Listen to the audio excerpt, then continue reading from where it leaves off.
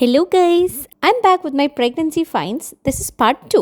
ഇതിപ്പോൾ എൻ്റെ 37th വീക്കാണ് നടന്നുകൊണ്ടിരിക്കുന്നത്. ഇന്നത്തെ ആദ്യത്തെ ഐറ്റം എന്ന് പറയുന്നത് ഈ ഒരു മെറ്റേണിറ്റി ബെൽറ്റ് ആണ്. ഈ നടുവേദനയൊക്കെ ഉള്ളവർക്കാണ് ഇത് യൂസ്ഫുൾ ആവുക. എനിക്ക് കുറച്ച് അധികം നേരം നിൽക്കുകയോ നടക്കുകയോ ഒക്കെ ചെയ്യുമ്പോൾ ചെറിയ രീതിയിൽ നടുവേദന വരുന്നുണ്ടായിരുന്നു. അതുകൊണ്ട് നാട്ടിലെ ആമസോണിൽ നിന്ന് ഓർഡർ ചെയ്തതാണ് ഇത്. വയറിൻ്റെ വെയിറ്റ് സപ്പോർട്ട് ചെയ്യുന്ന രീതിയിൽ അതൊന്ന് പ്ലേസ് ചെയ്ത് കൊടുക്കുക. ഈ ഹോളിക്കൂടെ ഒരു സൈഡ് അകത്തേക്ക് എടുത്ത് ഒട്ടിച്ചു വെക്കുക. ബെൽറ്റിന്റെ മറ്റേ സൈഡിലും ഒട്ടിച്ചു വെക്കുക. ഇത് വയറിന്റെ വെയിറ്റ് ഒന്ന് സപ്പോർട്ട് ചെയ്യും. നമുക്ക് നടുവേദനയ്ക്ക് കുറച്ച് ആശ്വാസം കിട്ടുകയും ചെയ്യും. അടുത്ത ഈ ഒരു ഐറ്റം പ്രഗ്നൻസിയിൽ എനിക്ക് ഭയങ്കരമായിട്ട് യൂസ്ഫുൾ ആയിട്ടുണ്ട്.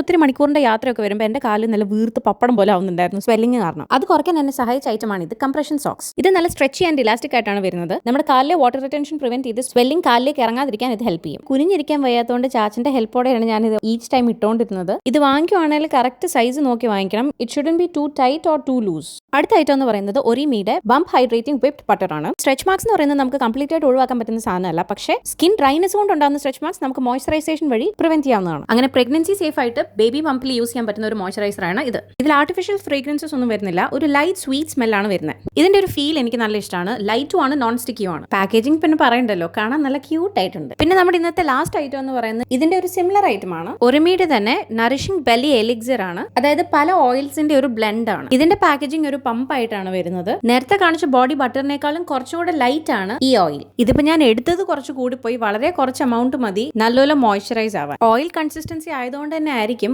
ആ ബോഡി ബട്ടറിനേക്കാളും കുറച്ചുകൂടെ ഗ്ലോ ഉണ്ട് ഇതിട്ട് കഴിയുമ്പോൾ. ബട്ട് സ്റ്റിൽ ഇതും നോൺ സ്റ്റിക്കി ആണ്, ലൈറ്റ് വെയിറ്റും ആണ്. അപ്പൊ ഇതൊക്കെയാണ് നമ്മുടെ ഇന്നത്തെ items. I hope you found it useful. Until the next time, by.